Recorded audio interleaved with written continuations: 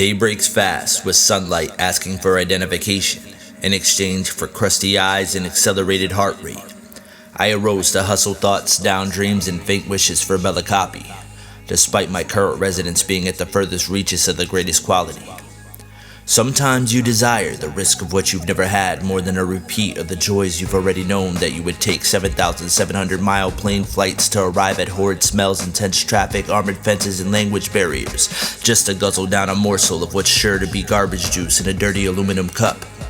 With finesse run-on sentences, I digress. Pressing forward, pre-worn denim now making fires, I carry my Bella Kaapi thoughts to my tracks and bear witness to the new day.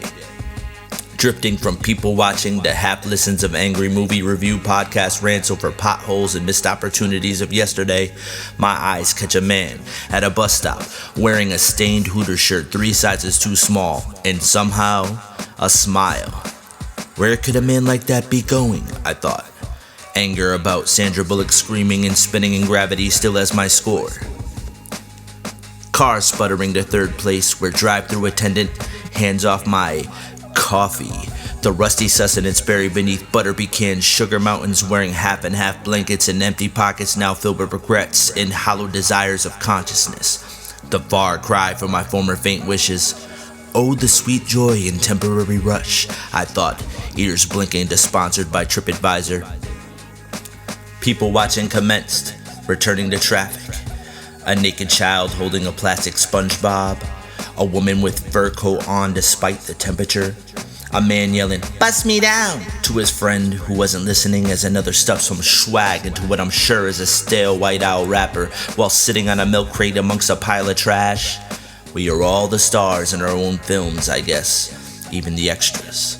Some of those straight to Betamax in the land of streaming are far more interesting than the IMAX blockbuster in 3D. Podcast host now going off about the merits of Eyes Wide Shut and everyone fucking up in The Killing, a film in which Rodney Dangerfield is said to be an extra. Just then, I get a calendar alert on my phone waking me up.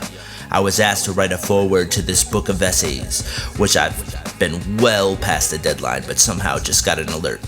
Ideas jutting about of cribbing bits from former forewords and famous works, cutting and tossing them about to later be reassembled like some asshole Burroughs knockoff, what Stipe told York to do with Kid A even. Visions of later praise heaped upon me like it worked for Tarantino. If you have behaved badly, repent. Make what amends you can and address yourself to the task of behaving better next time. On no account brood over your wrongdoing. Rolling in the muck is not the best way to get clean. The last 3 sentences licked at the fold and ripped from the introduction to Brave New World and now taste of bleached asshole so intense the butter pecan can't erase. What is here is found elsewhere, and what is not here is nowhere. I shout at no one in particular, knowing that's from the Mahabharata, which can be retrieved in 30 seconds by asking Jeeves on a dial-up. "Y'all sell Slurpees here?" A man screams loudly, startling everyone in this quiet space. I had to stop for gas, sadly pausing my literary pre-cum foraging. "Of course they do! It's a fucking 7-Eleven for Christ's sake!" said balding man in stained Tommy Bahama shirt as he exits a store. "Shut up, bitch!" the Slurpee seeker cleverly retorts.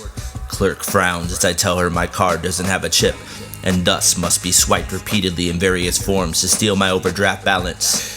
I press on.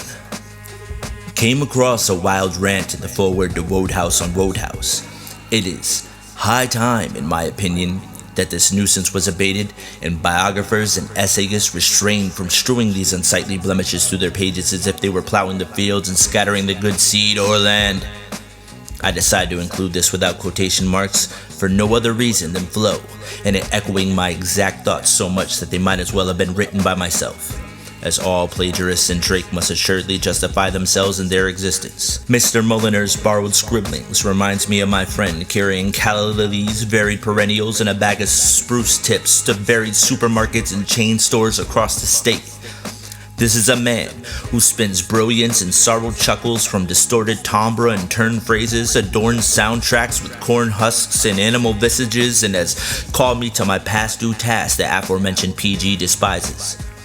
I get back home, to bear down on my aforementioned chore before I'm grounded by beating myself to a pulp. Philip K. Dick's Owl in Daylight personified standing before you, a reference to a work that was never completed, mind you. Have you ever known me to have a primary focus? The essayist and now angry commissioner of this piece asked of me once rhetorically, the memory of which made me laugh heartily and caused me to recount my morning as a gifted Bella Kaapi in a dirty aluminum cup to prepare you for what comes ahead.